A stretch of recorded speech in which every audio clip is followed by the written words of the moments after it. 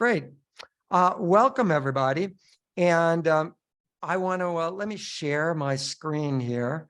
And we have a whole Zoom thing set up. Whoops. And here it is. There we are. So thank you all, as usual, for coming tonight. And this is, of course, being recorded. If you have a body, you are an athlete.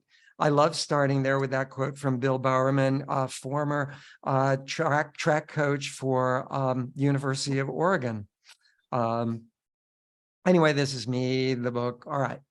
So we have really three things to talk about. One, race day, pre-race day, and post-race day. And they're all going to go really, really quick. And then we'll take questions about anything that you guys want to know about, like where the heck do we park or whatever it is that I've left out. So race day, I cannot say that I've emphasized this enough. During the first 6 miles, especially of the LA Marathon, pardon me, if you don't have a power meter on your watch, which most of us don't, although Coros, $200 watch, power meter. Anyway, not to promote any one of our sponsors, but, and by the way, thank you to ASICS and Volvo. Where's my ASICS? There we go. My high-tech ASICS and Volvo things. Anyway, definitely keep power output on the uphills the same feel as what you would have done at marathon race pace, flat ground on the beach. That's why we did those marathon race pace runs on the beach or flat ground when we were in the alleyway there. It was really pretty flat ground only. We never did race pace up a hill or down a hill. I wanted you guys to get the feel of it at flat. And that's really where you want to be. If you feel yourself breathing harder, slow it down. If you're still breathing harder, so they like, and don't forget, do not so they're forget like, this is your that, call to like make sure you're ready. okay. Anyway, don't forget that, whoops, hang on a sec.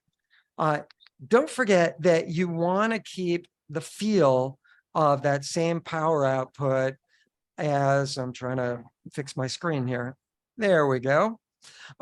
You want to maintain the same power output, the same heart rate, roughly. If it goes up 2 beats, slow it down. Goes down 2 beats, speed it up. And that's for walkers, runners.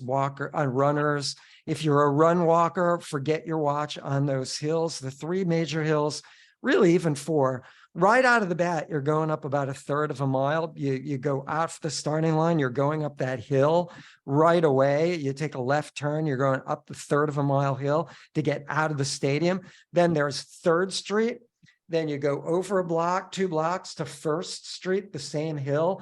And the top of 1st Street, you'll hear the taiko drummers. You'll see the Disney Hall off to your left a little bit, and then you take a right turn. But each one of those, 3rd Street, 1st Street, that's a ½ mile each. You go down across the Music Center, you take a left turn, you're going way down Temple. As soon as you cross that overpass that goes above you, that street above you, you start going up the biggest hill in the entire shooting match. And if you want to know why we did Amalfi is about 1.25 miles of pretty good uphill. Temple, once you go underneath that overpass, is about 1.25 miles of pretty good uphill, pretty similar, maybe not quite as tall, but pretty darn similar. As soon as you hit the top, you think you're done. You're taking a right turn. You're going over the freeway. You're still going up. You take a left turn, you think you're done there. You're still on the side street going up. So those are the biggest hills that people make mistakes on by just going too fast.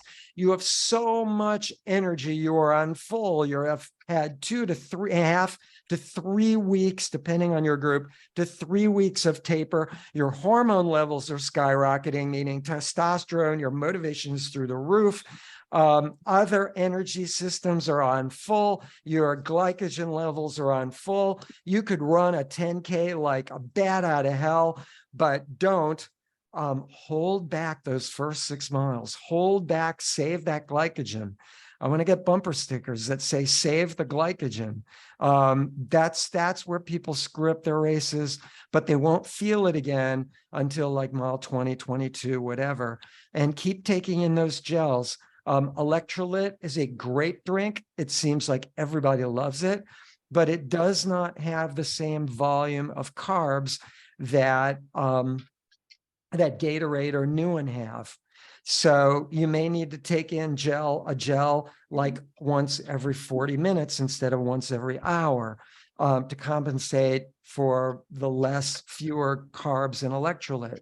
But on the other hand, electrolyte is very drinkable, and at every water table, the first set of cups, all the cups will be white, but the first set of cups will be electrolyte, and it will say electrolyte on the cups.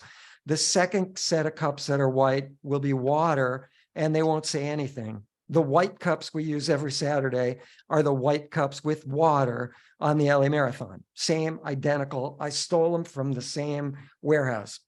I didn't steal them. Pace leaders will be in their appropriate corrals. I've been getting this question a lot. Are we all going to be in Corral B? Not really. The people in Corral B are like our 320 group through our 350 group. And if you're not, we have people who are doing 12-minute per mile pace who want to be in the same corral with people who are doing like, what is that, 8-minute, 8:30 pace, roughly, or sub 8-minute pace. And, I've heard horror stories about people in Corral B. You just can get bumped into, trampled. It's just not a safe place. Are you allowed to be in Corral B? Absolutely. If you're a road runner, you're good to go. But I can't recommend it.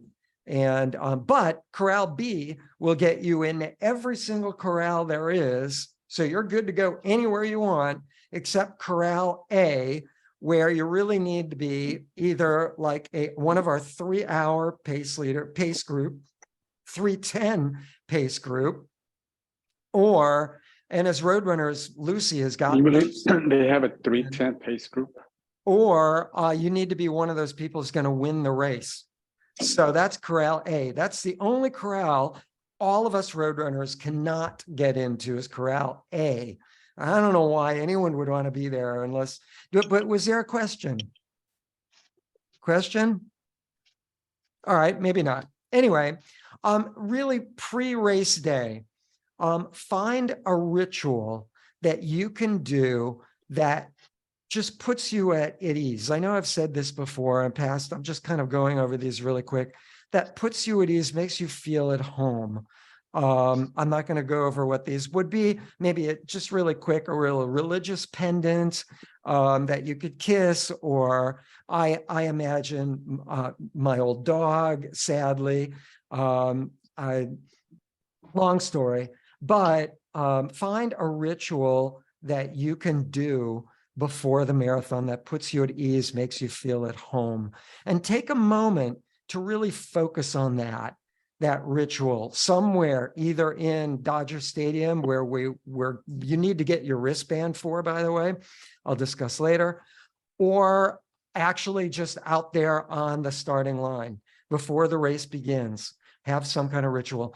And this is a big one. I know I did a whole lecture on this number 4 item alone, but this is big for when what is mental toughness? One answer is find a story and put that story emotionally in your back pocket, and something that you can kind of emotionally pull out and generate adrenaline to get you through the tough part of the marathon. And I'm going to tell a story on race day morning after our warm-up, after our picture. And the story basically is a true story.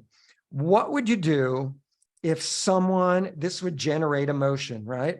What would you do if you knew someone was going to murder your family, burn your house, steal all your valuable possessions, and you were like 24 miles away.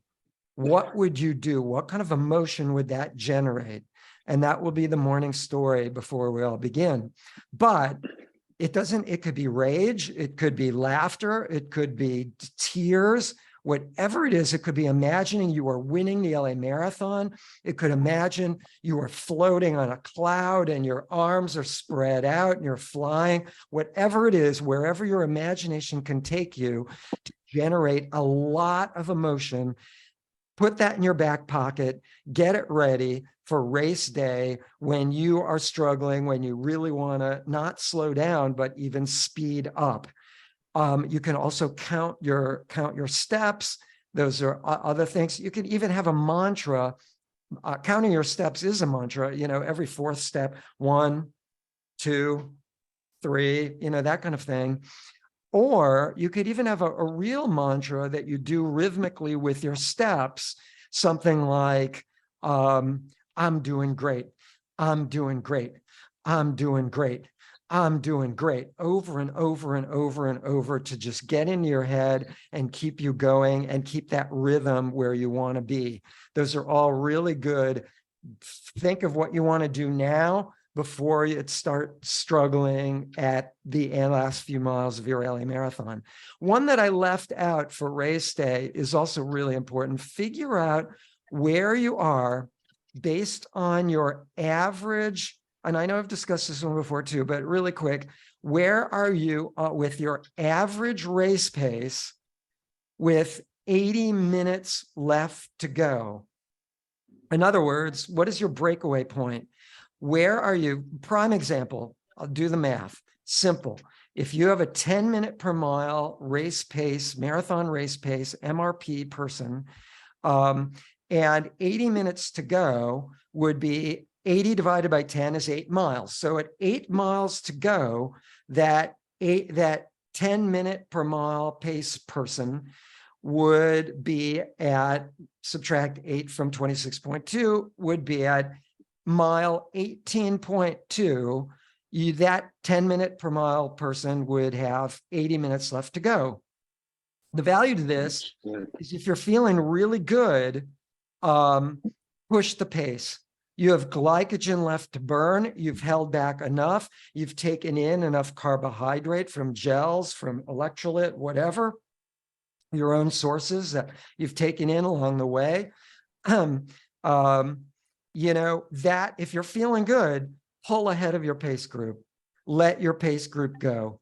I've always said the best pace-led groups, about a third of the people finish with the pace leader, a third of the people finish behind the pace leader, and a third of the people break away with 80 minutes left to go and finish ahead of the pace leader. So figure out where that 80 minutes is for you, the individual.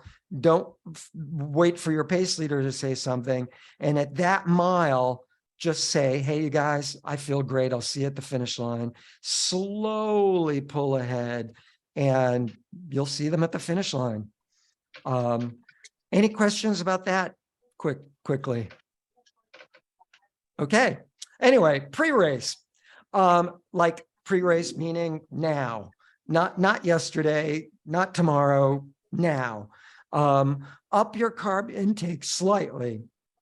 Don't go crazy with this, please. Tomorrow night is, if you're going to carb a load, big giant pasta dinner, tomorrow night is really the night, truthfully, to have the giant mound piled on pasta dinner, not Saturday night, where you're going to wake up bloated and gassy on Sunday morning for race day and feel like, oh my God, I can't walk. I can only roll myself.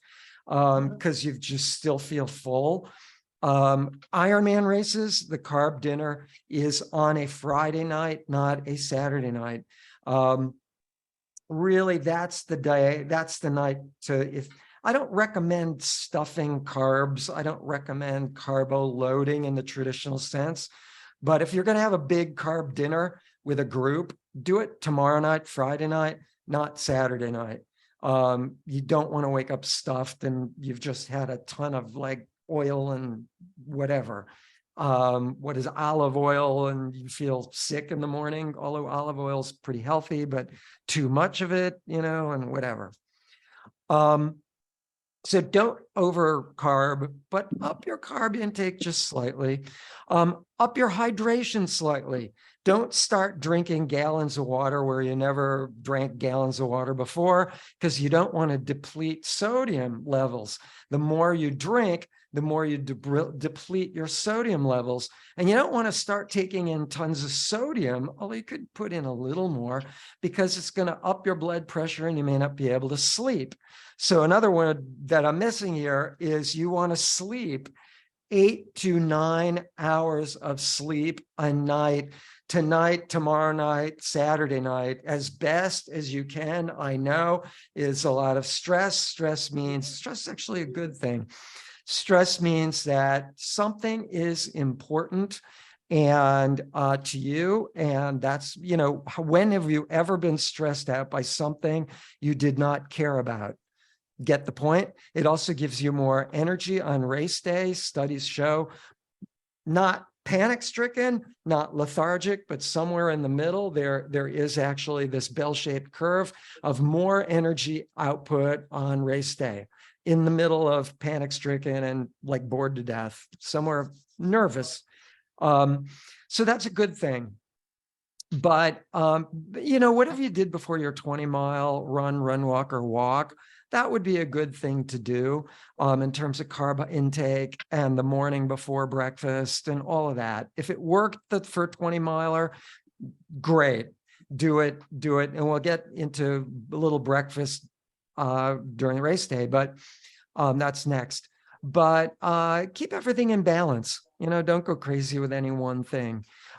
Gentle stretching is wonderful. Foam rolling, the little, what is it? The jackhammer thing, be gentle with that thing. Don't overdo it now. You don't want to break up too many of those little microfilaments that make up your muscles. You don't want to be sore because you broke up tons of those little microfilaments.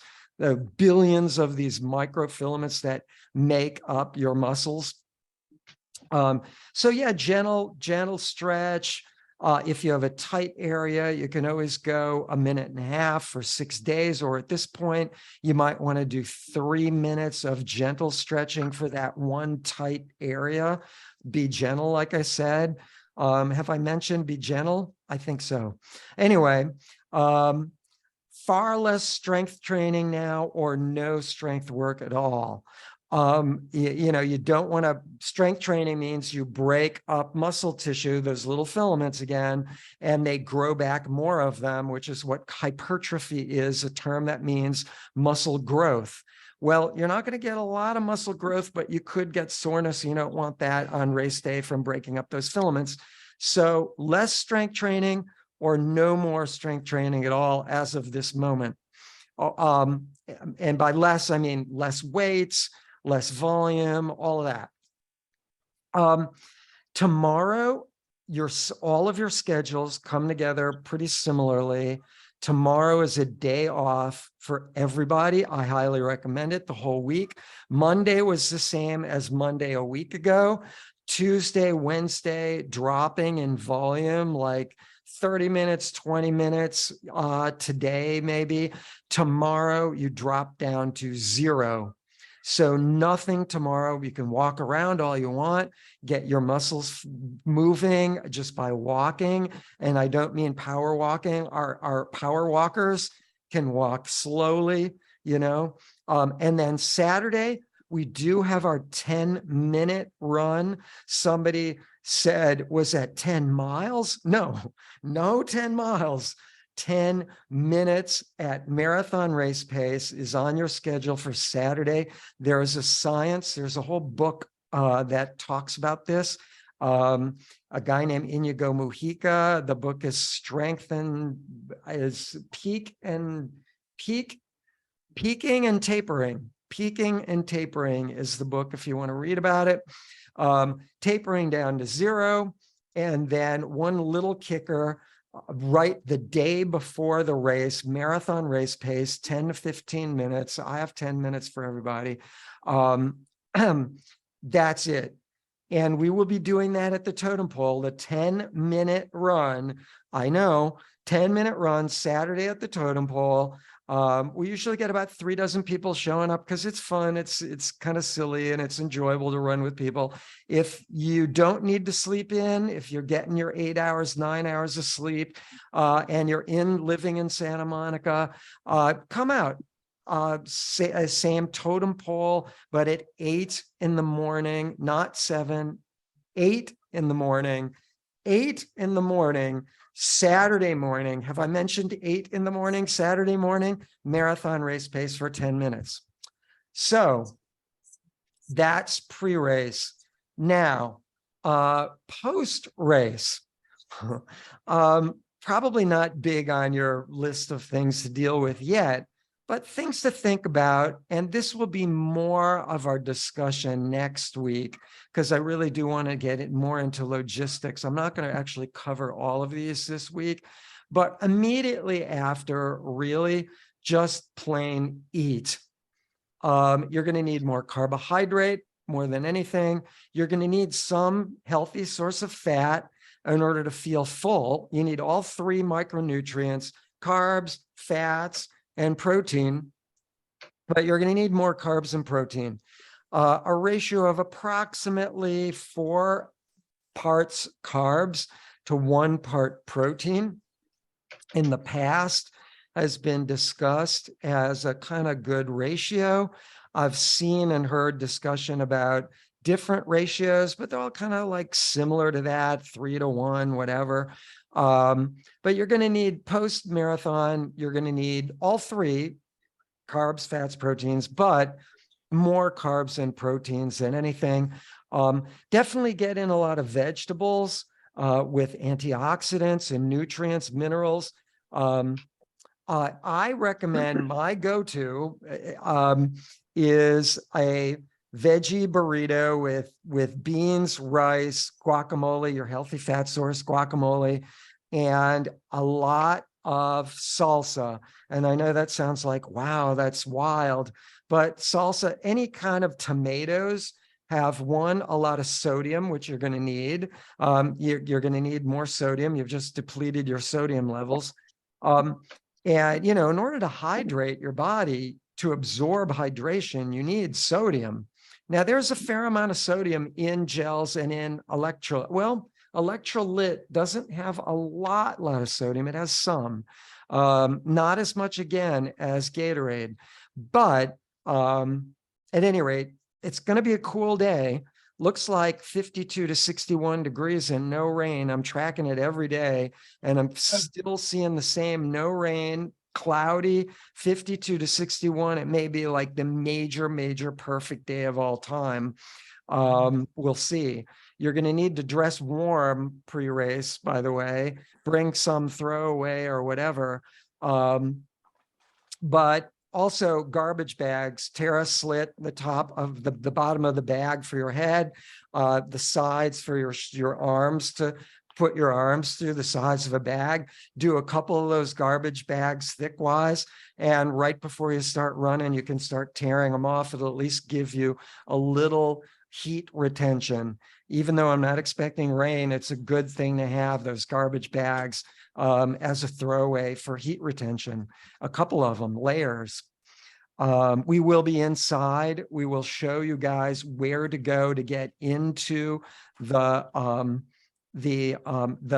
Dodger Stadium Loge area. This is a place we were in a couple years ago as pace leaders pre-pandemic. Excuse me, as roadrunners pre-pandemic. And this is where we're going to be again.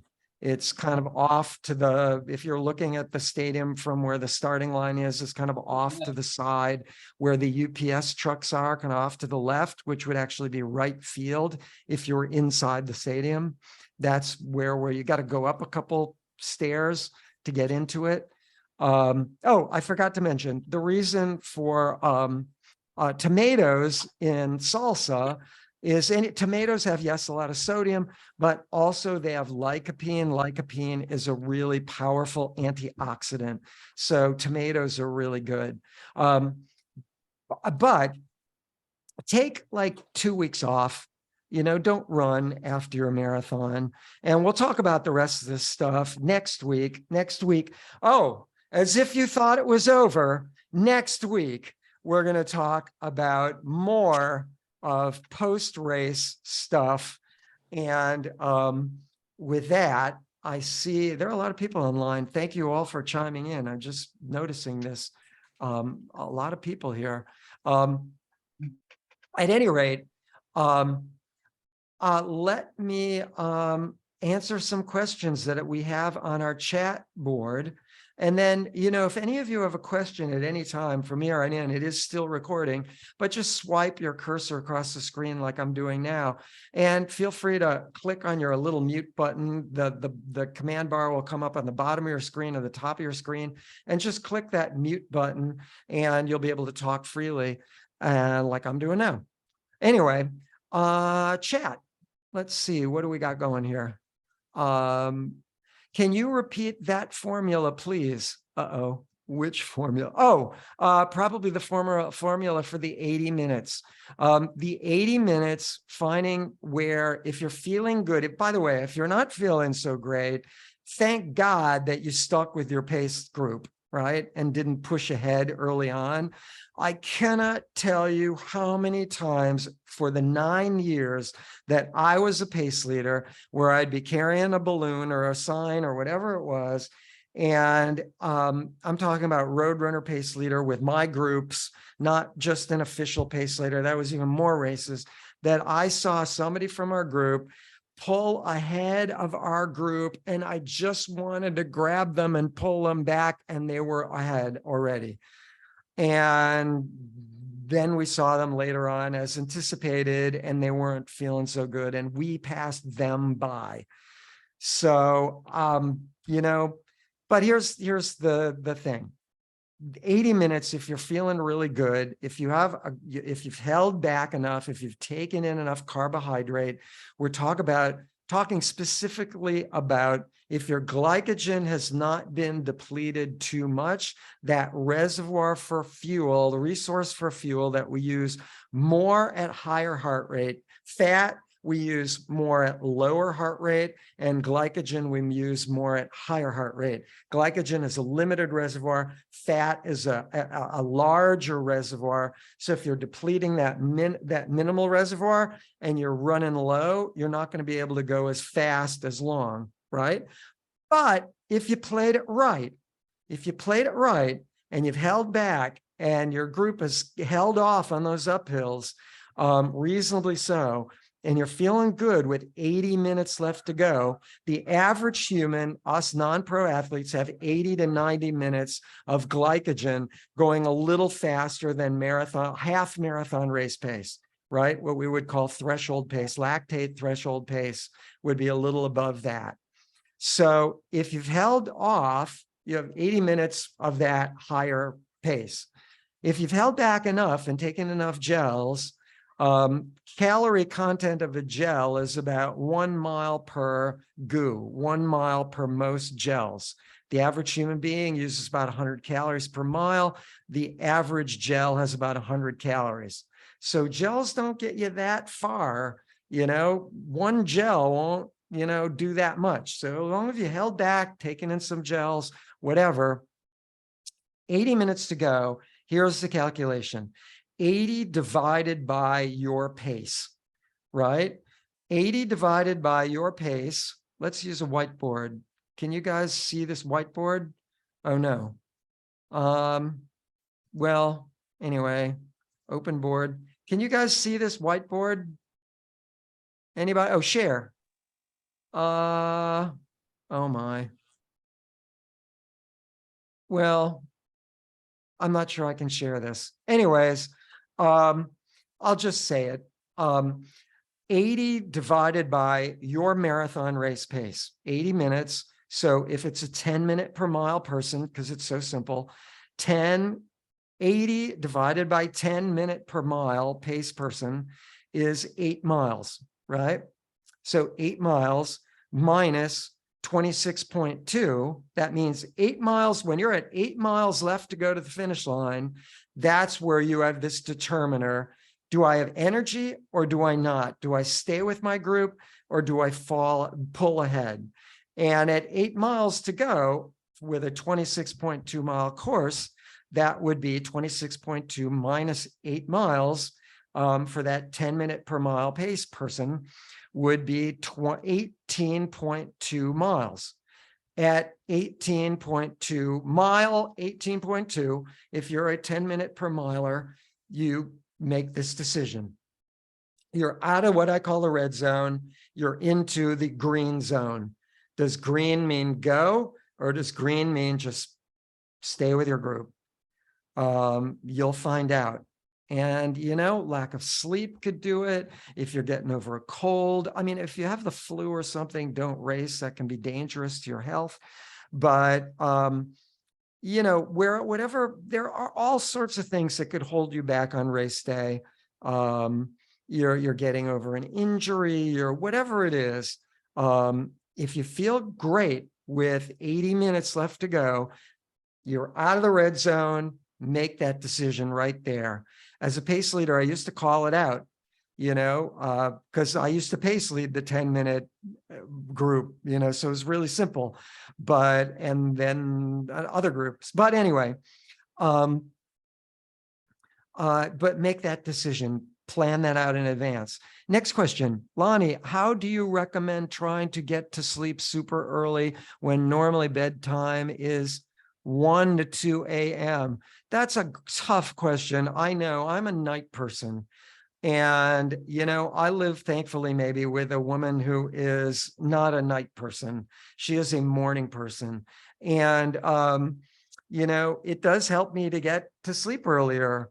You know what I mean? When that person with you is a morning person, and, so I can completely relate. When I was still single, I would stay up till 1, 2 in the morning working or doing whatever I was doing. It's really tough to do. I do recommend though, set a clock, which I actually, a lot of cell phones will enable you to do this. Set a clock where it tells you when to go to sleep and it tells you when to get up. And really, really, really, like half an hour before that thing tells you to go to sleep, set another alarm to say, get ready for bed. And that first night tonight may be a real tough one to get to sleep that early, and get up whatever time you need to get up or whatever. But it's difficult. Because we have these circadian rhythms that there are people like me that want to go to sleep later naturally. And for me, I would go to sleep 1, 2 in the morning and get up at like 9 or 10. That would be like my circadian normal rhythm. But instead, I kind of force myself to get to bed like 10 o'clock at night and then get up at like 6 or 7. So I can get a full night's sleep. But at any rate, yeah, not an easy one, tough question. But that's a good way to do it. Set your alarm to get to sleep, 30 minutes to get ready before and then do it. Also, should we be treating the big 5K as a shakeout run rather than a marathon race pace run? Yeah, no. I mean, admittedly, I love Big 5. They're a great contributor to my wife's charity, pancreatic cancer. They have been a great partner to the LA Marathon. I love Big 5. Rick, I've known for years. Their PR guy is just this wonderful, great guy. And I love that people want to do the Big 5K. Admittedly, it is a little long and hard to do. I mean, in terms of the pounding the day before the race. So you may want to take the Big 5K a little slower. I mean, I can't recommend trying for a PR on the Big 5K, even though you're probably, depending on your training, if your training volume is bigger, your fitness level is greater. No question, could you have a PR on the Big 5K? If that's the case, Probably so, do you want to, which might, risk injury, which might lead to soreness for marathon race day? Well, I can't recommend it. But it's a great race. It's a course we kind of did in December when we were at Dodger Stadium. Sort of, we went, some of the groups went up a much bigger hill. At any rate, but you may want to take it at marathon race pace, or you may want to take like the first 2 miles at marathon race pace and then speed it up the last mile, just for kicks, whatever, but don't push it too hard if you want to do well on the LA Marathon and not risk it all sort of from injury. So be careful. Great race, at any rate. Dana, can you do a yoga or Pilates workout tomorrow? Absolutely. Or do you also not recommend that? There are some yoga moves depending on who you are, or I should say not who you are, but what class you're in, that are really, really tough, that are really strenuous. Try and avoid that kind of stuff. Those really advanced yoga Pilates moves. But lightweight, easy, especially the stuff where stretching is involved with yoga and Pilates. There are some great stretch moves for both. That's wonderful stuff. Anything that's going to facilitate flexibility, great stuff. A little strength training, yoga, downward dog, whatever. Upper body, great. But yeah, don't do it to soreness. Don't push it too far. Avoid those really advanced, difficult moves where you're really getting stronger, because there are some tough yoga moves. Try and avoid those.